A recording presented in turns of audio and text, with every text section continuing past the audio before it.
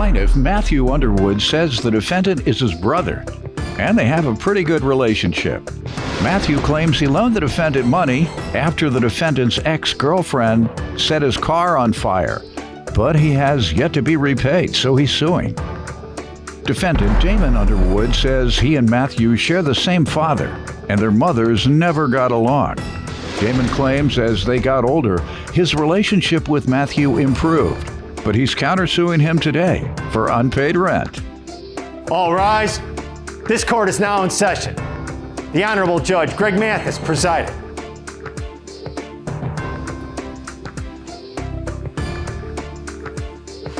You may now be seated. Start with you.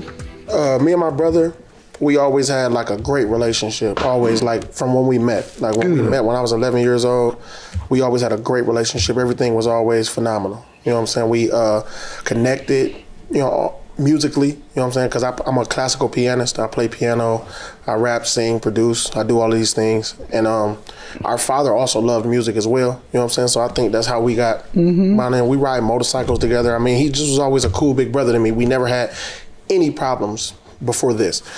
Like no arguments, no nothing. Like Really? When I became of age, 18, 19 years old, he used to let me come to his house and bring my girls over there and drive his car. Just a cool big brother, you know what I'm saying?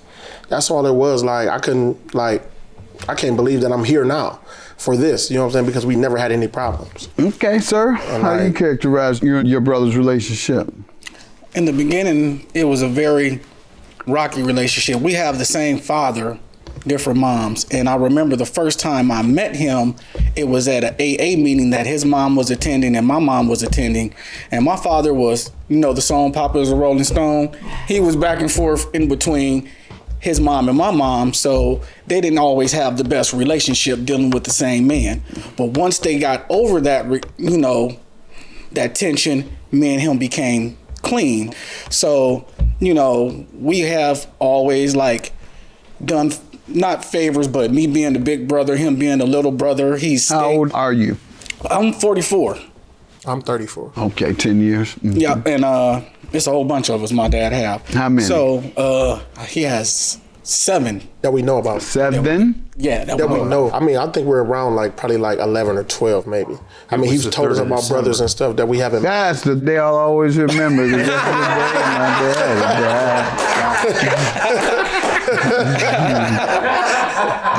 But getting back to it, me and my brother, it was a very hard time in my life, Judge. I got into a motorcycle accident. At what age? That was in 2015 going into 2016. Okay. Yeah. And my leg got ripped off, so they had to put metal plates and rods in my legs, and they actually wanted to amputate my leg because they didn't think that I would be able to take the surgeries. My mom's a recovering addict. She's been clean over 22 years, and she's an ordained minister. And she was like, well, I know a higher God. Rush my son, all them surgeries, we gonna get through it. And at that time, when my leg got ripped off the motorcycle accident, I got addicted to Percocet 10s, which my stepfather is also a recovering addict, and he's seen me, going through the addiction with the pills, and he caught me. Now, let me ask you this.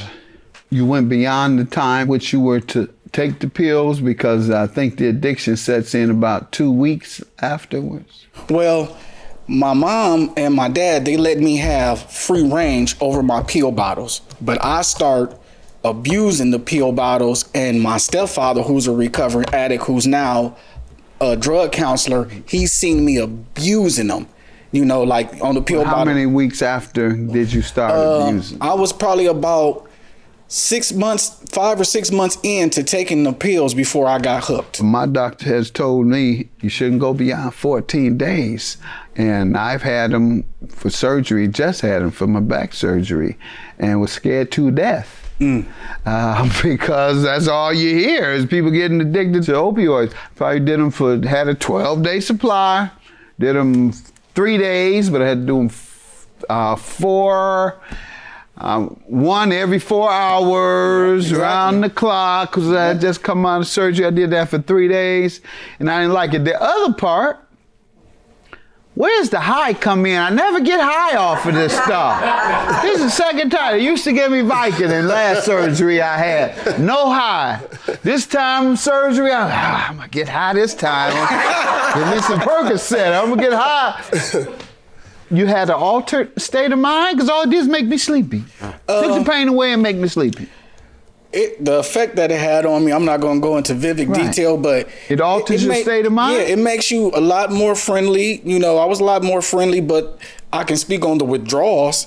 You know, right, now I know that's coming. I had a real bad attitude with my stepfather. It even became to the point where I was belligerent, you know, and I would tell him, you know, I would break out and cry and say, you can't dictate my pain. It's even been, you know, times with even, this is how it breaks up the family. It was even times where him and my mom would have verbal altercations. My mom would be like, well, he's in pain. And he's like, well, no, you know, you have to think about it like how when you was an addict and you wanted that drug, how you would go lie, steal, rob, and cheat. Just because he's crying, we can't cater to him. He's gonna have to go through it. And I would cuss. I would break out in hot sweats. I would break out in cold sweats. You know, and at the time my leg was messed up, and so my mom would have to wrap my leg, and I'd be in pain. And I had 3 external fixators in my legs from the rods. They had to put me back together. Let me ask you this: what month did the pain stop? What month did you feel you could have stopped? The pain was so little you could stop using Percocet. For example, when I told the doctor, man, I don't want to take no more of this Percocet, and I think I can, if you give me something else for pain, he gave me Tylenol with codeine in it, and then it went from just regular Tylenol. Still had pain, still got a little right now. I don't need anything. All I need is a little back rest, and I'm fine. I'm not taking anything. So my point is, when could you have taken like a Tylenol or something? Wasn't there a point where that's all you would have needed? To be honest with you, Judge, right now with these metal rods and plates in my body, your body automatically always will reject something that's foreign that's in your body. So like now my feet and my legs swell up in my shoes to the point where I have to wear a bigger shoe size. Do they hurt? Are you in pain? Yes, I am. But mentally, what I've did was I still get prescribed the pain medicine, but I had to get myself mentally and not want to go back to where I was at. I got you. So now what's your prescription? Is still that heavy? It's high level painkiller? I went from 10s to 5 20s and a lower dosage. There you go. Yeah. All right. So that can happen. And, you know, I'm kidding around about trying to get high. I've never tried to get high. I just wanted to see. I was curious because when you're using heroin or cocaine, you know you're high. You're real high. But this stuff, you know, ain't nothing high about it. Right, exactly. Right. All right. It's when you use it too much and too long for pain, you develop that addiction. Yes, That's sir. the bigger issue. Yes, but sir. these kids are using it without ever having an injury or pain. They start off with the objective of getting high. And then some drugs induce it. Like you could take a Percocet 10. I'm gonna be honest with you. I've took a Percocet 10 and it'll come down and I might have a glass of wine and intensifies it. So it's always one drug to make it, you know, and that's what I think the young people nowadays, you know, they get high off it so long and then they need something to chase it or boost it. All right. Now, with everything being said, when I was going through that, my brother was there and he helped me when I was in a very bad place. Good. It's unfortunate that we're here now, but, you know, basically, we're here. Tell me how he owes you for a loan. Basically, for his car. He had a crazy girlfriend. He always had crazy girlfriends, though. They always crazy. I never met one that wasn't. And but this one was a little more extreme, though. She burnt the car up. She burnt the car up. And, your car? His car? Yes, his car. His car, but the car was sentimental to me as well because my father liked it, cutlasses as well. And my father helped him pick this one out and get this one out, and my father died in November. Last November. But he always had cutlasses. He loved when Damon got cutlasses. You know what I'm saying? I had a cutlass. So like he loved the car and like I love my brother, so he loved it. Plus my dad loved it. And with her burning it up, I'm like, did she put the clothes and stuff in it? Nah, she ain't put the clothes in it. She actually tried. She ain't real crazy. She tried She's to real blow it up, crazy. to be honest. Real crazy would load the car up and then put it on fire. Yeah, she tried to blow it up though, but it just I guess it being an older car, she tried to blow it up, but it didn't blow up. Is that true? Yes. How? What did she do to try and blow it up? Well, and you said you had a Cutlass? Yeah. You ain't had no 442 in it, did you? No, I had a 356. Oh, even better. I mean, that's all the same. Okay. Go ahead. Like you said, I had a 1982 Oldsmobile Cutlass with a 442. It is true that my ex-girlfriend set the car on fire. He did give me the money, but it was... Why did she do it? Let's go there. We know yes, Mathis, you. you wanna We go just there? can't run by that. We know what you do to this woman to make her try to blow you up? Lord. Well, me and the young lady, we dated each other, for about 4 years. But when it became physical, I'm not gonna do the physical thing. I grew up in kind of a violent home. So when it turned physical, I guess she thought I was playing, and she was like, "I want you out." And a month, I was out in about 2 weeks. So when I got out, it was kind of back and forth, talking to her and this, that, and the other. And I told her that I didn't want to be in a relationship, but I still did things that like we were in a relationship, and that's how my car. Now I know you like Percocet. Did she like weed? Maybe you misunderstood. No, she Up in smoke. No. That movie. No, it was basically, I learned a valuable lesson. I learned it like this, Judge Mathis, and I'm gonna be straight up honest with you. If you are dealing with anybody, you know what I'm saying, and you make them or mislead them or misguide them in the direction, and you take their choice away from them, then you really can't be mad at the outcome. You know what I'm saying? You have to take responsibility. If you don't want to be with somebody, let them know. Just basically don't take somebody's choice away from them. And I did things, and I told her I wanted to be single, but I went about the relationship like we were in a relationship. You know what I'm saying? Which I should have stopped that. No going to the movies, no one going out, no me rubbing your feet. Did she feel you misled her? She tell you that? Yeah, she did. We've talked, and she said 4 years, and you never say anything about permanence? Did you ever say it? I want to be with you the rest of my life. It was some talk about us being together, but it was some underhanded things going on that got brought to my attention. Did you tell the woman you wanted to be with her the rest of your life? I ain't tell her that. Oh, well, then that's why your car got burned up, blew up. Come on, sir. It will never work. Like, I'm also a bouncer. I do private security in clubs. Okay. And he brought her to the club before. Oh, man. And What happened? well, basically, a girl came in with her man. She came in with her man, and she said, "Hi, Damon." And all she did was speak to him.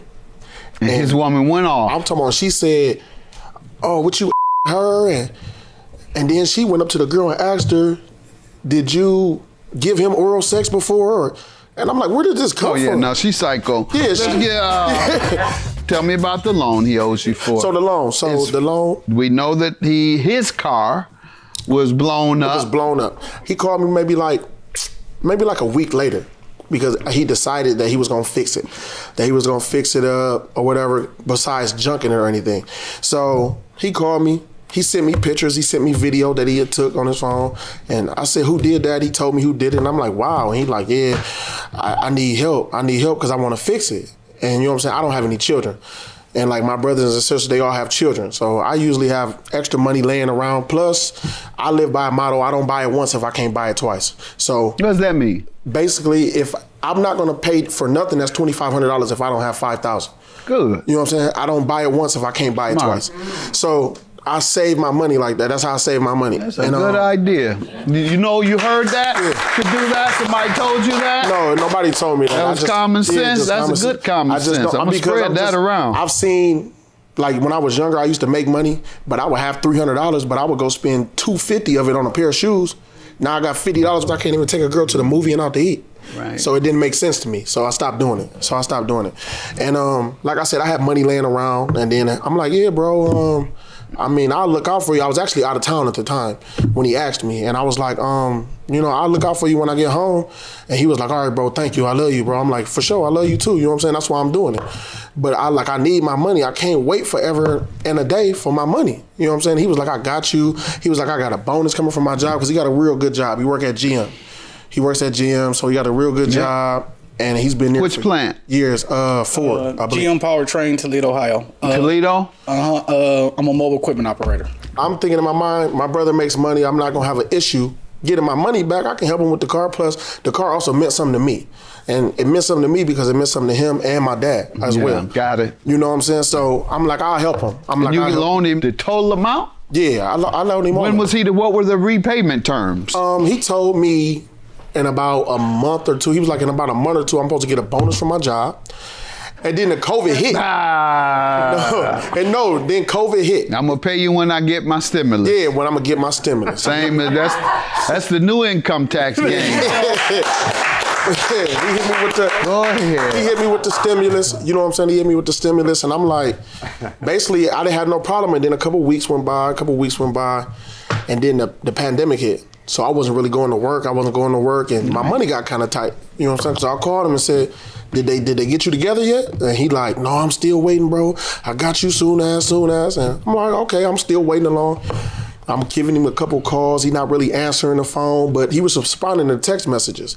But I kind of figured, okay, maybe he's doing something, he's busy. He was responding to me through text, but not really talking to me, so where I can hear his voice. I wanted to hear his voice.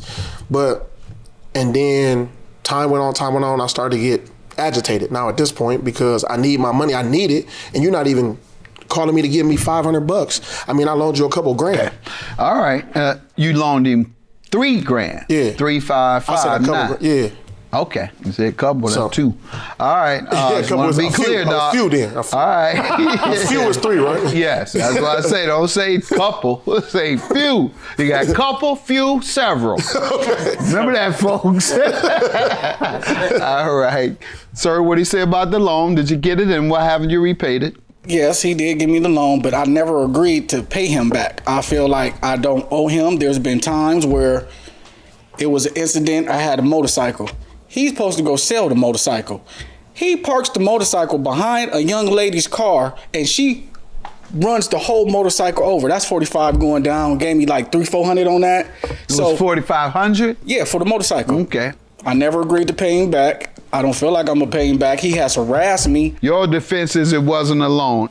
No one used the term loan when it was made. When you received that money, or when he offered, or when you asked, was the term loan ever mentioned before or after you received the money? No. Sir? Yes, it was. He What asked point? in the beginning, he said, bro, can you loan me the money to get it fixed? I'll pay you back. And I had no problem with it. Why But do you want to give you $3,500? Because I felt like in the past, the stuff that he has tore up, that he was just repaying me because of the stuff that he had tore up. Did you say that? No. All those calls and all those texts, out of any of them, did you ever say, well, look, man, you owe me $4,000 for my bike. You messed up my bike. You did this. Did you ever say that? No, but I just thought it would be common, You thought it up until you told me. Yeah, but All this time. I look at it like this, like he's stayed with me for several months, and he knows what my bills is. That's your counterclaim, $2,100 for rent. Tell me how. He came to stay with me for When? about 6 or 7 months. When? In 2018 Okay. to 2019, for 6-7 months. He a grown man. My bills is $925 a month. I would tell him every now and then, like, bro, you have to give me some money, but my bills are this. I need at least $350 from you. So he would say, oh, I got you. He never gave me any money on the rent. $100 here and there. What was the agreement? It was a gentleman's agreement of $350. Sir? Definitely wasn't an agreement. He told me as long as you help out around, so because I'm in and out, you know what I'm saying? So I do little things like I'll pick my brother's car up and go take it to go get an oil change. Just do little things like that. We never had a verbal agreement. He didn't tell me I had to pay rent. He just told me what the bills was. When he told me what would he pay a month, I said, look, I'll look out when I can. He said, you good? Because I was actually waiting on a house You to get remember finished. any of these conversations? It was a couple months after he moved in. And I would tell him like, you know, my bills are this, and I need you to help me at least give me $350 on the bills. And he would give me $100 every now and then he would be like, well, bro. When you said at least give me $350, did he say okay? He was like, I'll help out when I can. That ain't the same. That isn't the same. And also, help out when I can means just that. That 100 he was giving you when he could. But Judge, yes. If I tell him it's $350 and he said I can help out when I can, help out means I need my No, that is not an agreement. That is not an agreement. That's not no, sir. And also, Your Honor, I mean, just a super slap in the face. He just bought a brand new motorcycle recently. So you can buy it, like, but he was telling me, I'm paying my bills. I'm catching my bills up. What you been doing with the money? Tricking it off with women? Thank goodness he bought him a motorcycle. He didn't trick that amount off. And he gonna pay you your money that he didn't tricked off out here with these women. $3,559. Stay out of the strip clubs. They closed anyway for COVID, or they should be. Yours is dismissed. This man ain't owe you. Bye-bye. Have a good day, brother. Proud of y'all, though. Good brothers.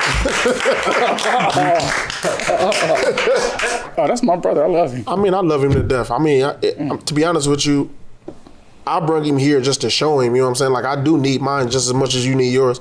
We've helped each other over the years, back and forth, regardless of the amount of money, whether it was $200, $20, $40 to get something to eat, $500, you know what I'm saying? Nothing can really come in between us, you know what I'm saying? But I felt like this was the only way I was going to get this out of him. Plaintiff Gail Everson says the defendant is her younger sister, and she lived off of their parents until they passed away. Gail claims the defendant filed a false police report against her, and she's suing her sister today for unpaid property taxes. Defendant Janice Peterson loves Gail, but she does not like her ways. Janice says Gail got caught shoplifting, and she claimed to be Janice. And Janice didn't find out until the police came to arrest her. She's countersuing for household repairs and moving expenses. All rise. This court is now in session. The Honorable Judge Greg Mathis presiding.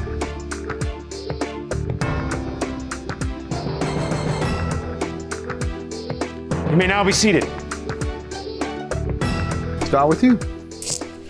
Your Honor, I am the middle child out of 5 girls. Janice Peterson is actually one of my younger sisters, but you would think she was my older sister because my voice means nothing to her. It's her way or no way. How long has that been? Oh, God, for years. Years. All my adult life, pretty much. She the youngest child?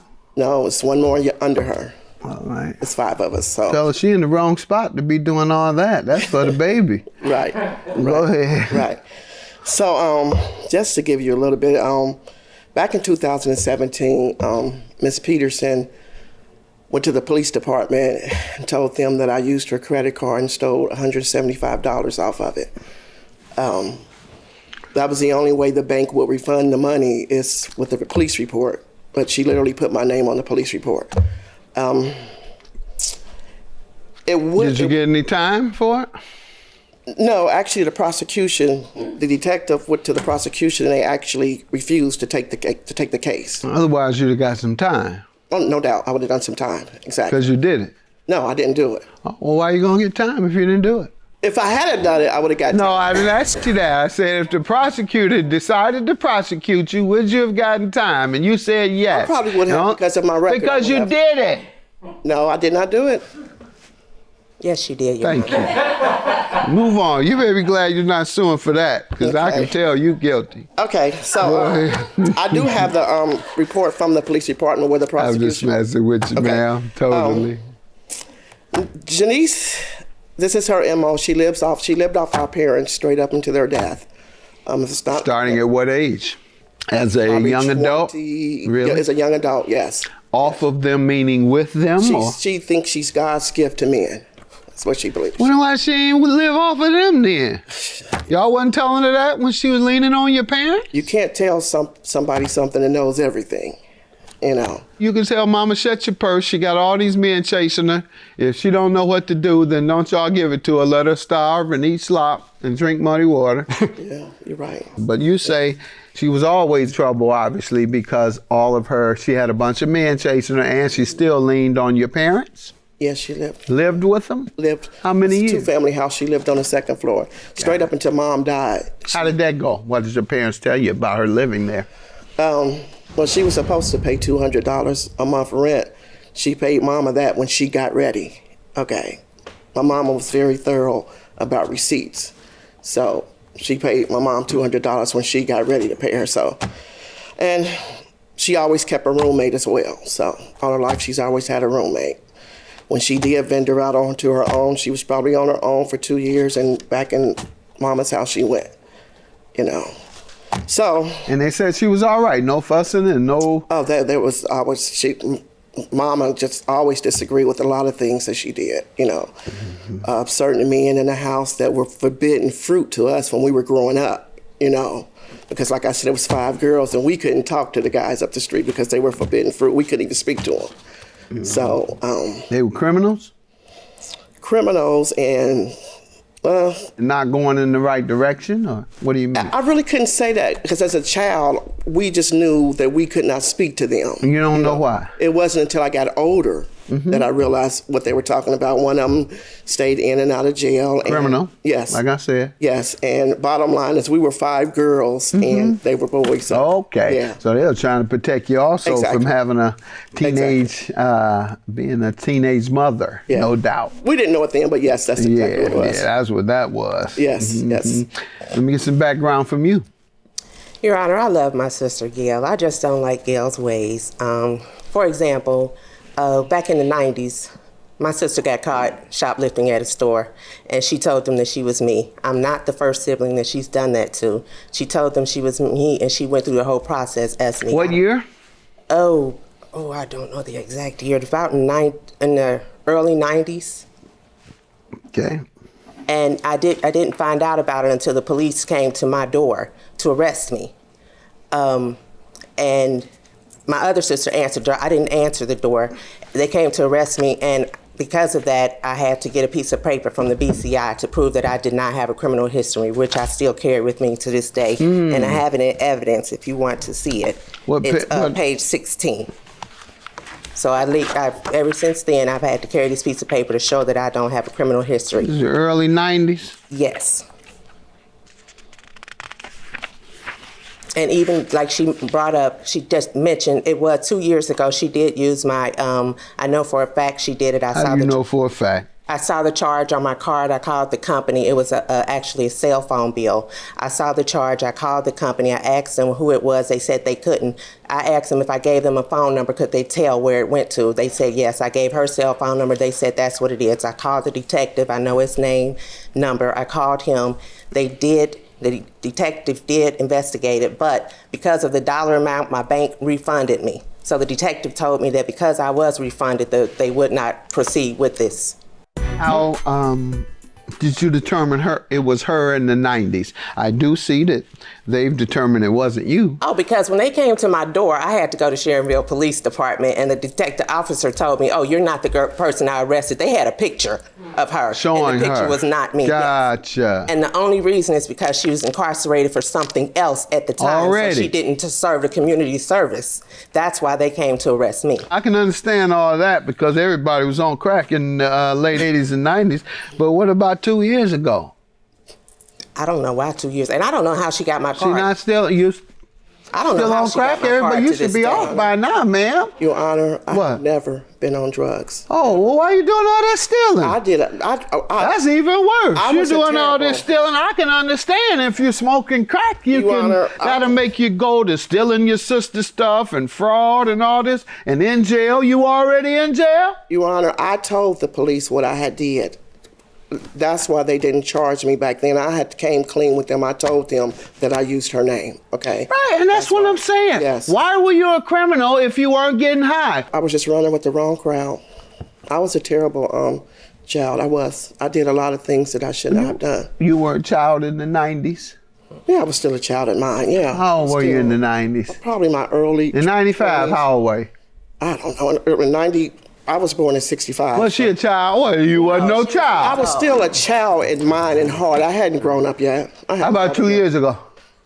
like I said, I have the police report here where the reason they did not prosecute me is because the prosecution... They ain't have enough evidence? No, Oh, no. yes, it is. They went to the phone carrier and found out that I had never paid a deductible on my account. That's why they didn't prosecute me. I'm just messing with you. You Yeah. admitted to what you did. Exactly. That's a stand-up person. I respect that. Well, and I no longer think you're on crack, because the crackheads, they are the best liars in the entire world. I hate when they come before me. Because that's all they do is lie and steal every day to fulfill their habit. And I rarely lie. Not that I don't, I rarely do. But, you know, I could never catch them. What else you want to say before we get into the details of the property tax? Oh, what I was saying is, if you want to know she has a very lengthy criminal history, which is on page 12 and 13. And because of that, the family's always had to step in and raise her children. Oh my. Because of Ma'am, her being please tell me you own something if this is true. This is true. Somebody, they took your children from you. Yes, we raised... What's you all's understanding of her deal? Why was she doing all this? The only thing I can say is when we got custody of her first two children... Not you. Well, at the time I was a child, so when my mother got custody of her two children, her two oldest children, Department of Human Services, they were trying to reunify the family when she got out. So they gave us a book, which was for us to help explain to her children that their mother does have a drug problem. Now, I can't say it, but all I know is Department of Human Services. Man. See, you have 20 cases here, ma'am. Let's move on. See, I told you I couldn't catch him. Yeah. Can't catch him. It's hard. It's hard to catch a crackhead. What you suing it for, ma'am? Tell me about this property tax. Your Honor, our parent, my mother died back in 2011.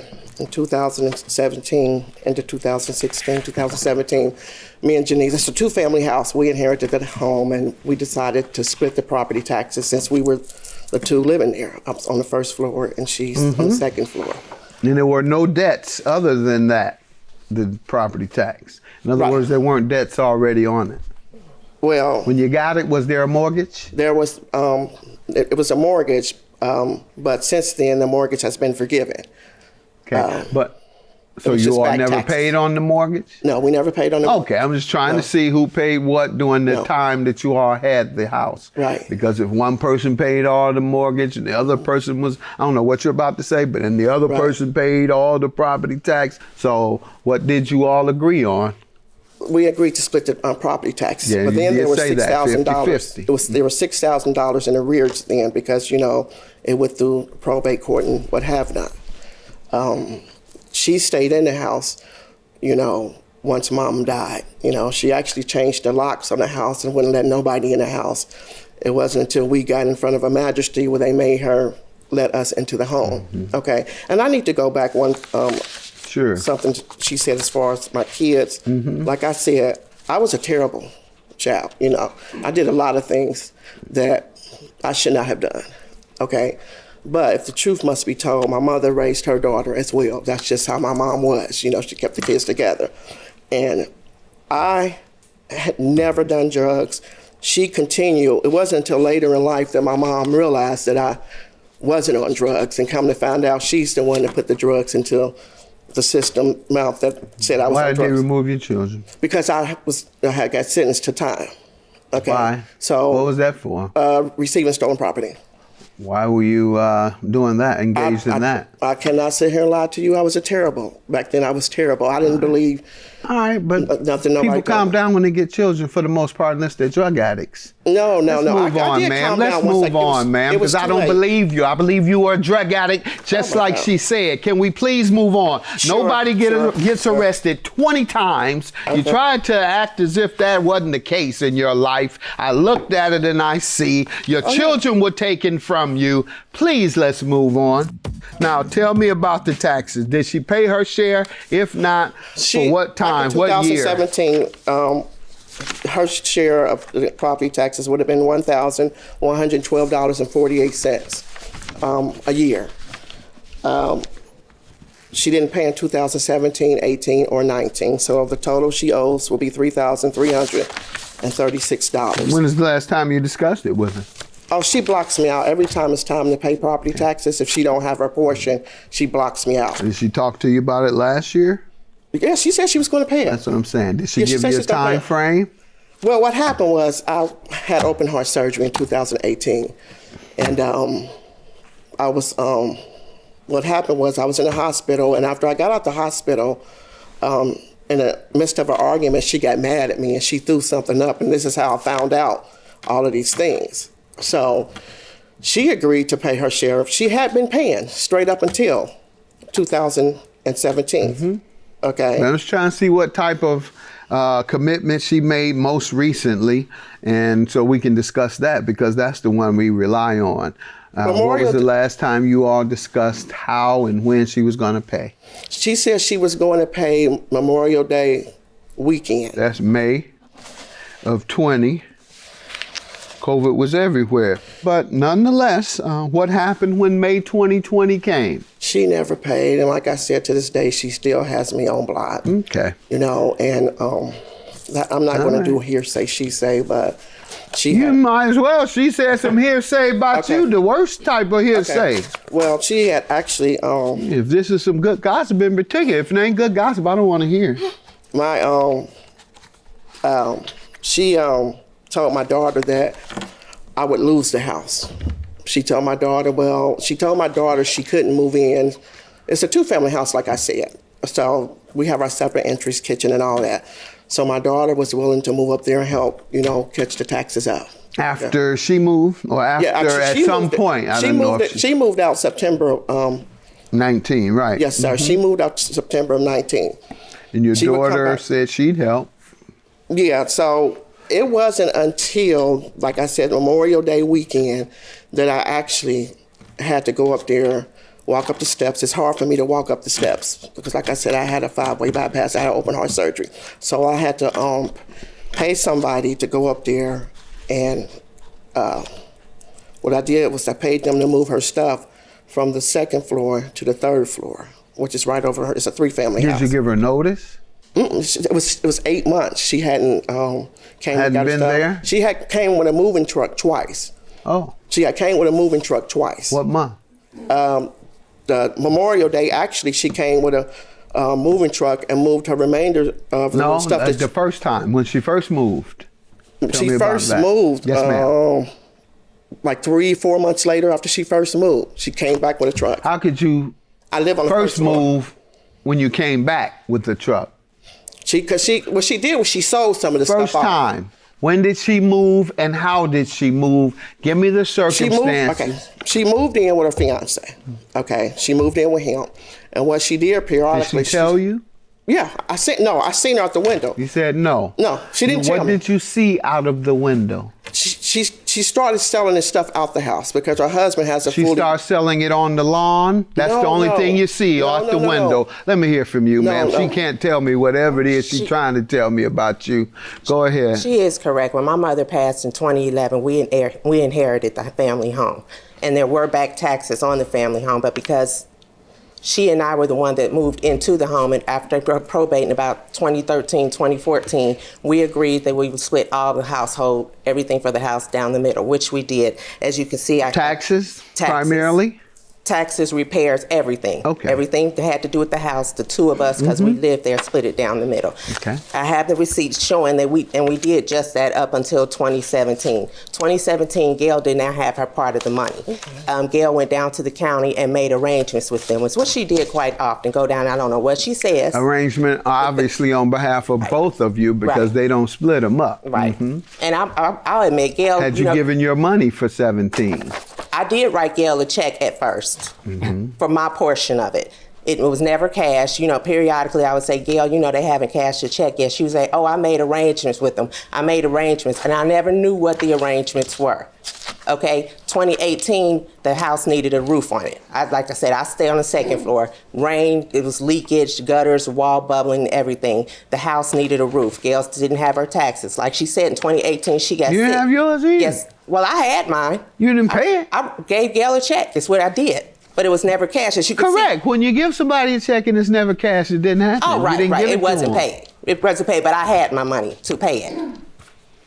Go ahead. Okay, so But don't act like you paid, though. oh no, You had it the never money, came but up. you didn't pay. You keep Right. trying to give me the impression that's irrelevant. Having it and not paying it is Right. totally irrelevant to why you're being sued. Okay, so when Gail became sick, she still didn't have her portion of That's the money. We 18. needed a roof. Correct. We needed a roof on the house. We both agreed I would go ahead and pay for the roof, which was $5,000, and then there was an And at extra. this point, nobody had paid any taxes to your knowledge, Correct. including you. 2018, you have knowledge that taxes haven't been paid. You all agreed to splitting the roof in half, and the roof cost $5,000. Right. And so from there, what? And then there we have the old box gutters. It's an older house, so when they did the roof, they told us we had to have the gutters, like something done to the gutters, which is another $700. Okay. So that's why I'm suing her for that half, which that totals $2,850. Okay. And yes, I did have to move out of the house because she's correct. In about September, late 2019, I did start staying with my fiance now. At the time, staying She there. knew you were moving out? I never gave Gail. I didn't realize that I needed to give her notice to move out of my own house. She moved some of your things? Yes, sir, she did. How did she move? She must have broke in. She had to. To this day, I don't know how she How got a did you key. get in her place and move her things if you all were in two different residences? The door was her back door. Jenny was gone. Her back door. Sir, hold on. Her back door was not locked. Okay, you've been in jail enough to know whether it's locked enough. Exactly. Then that was a burglary. No, there were roaches. That was a coming burglary, downstairs. man. There were roaches now. Okay. All right. I'm going to agree with her, and I'm not going to accept any of your testimony. I don't think you're an honest person at all. As even as recent as this, you committed an act of burglary. Your claim is dismissed. Yours is granted. Don't believe anything you say. Have a good day. Judgment for the defendant, her counterclaim.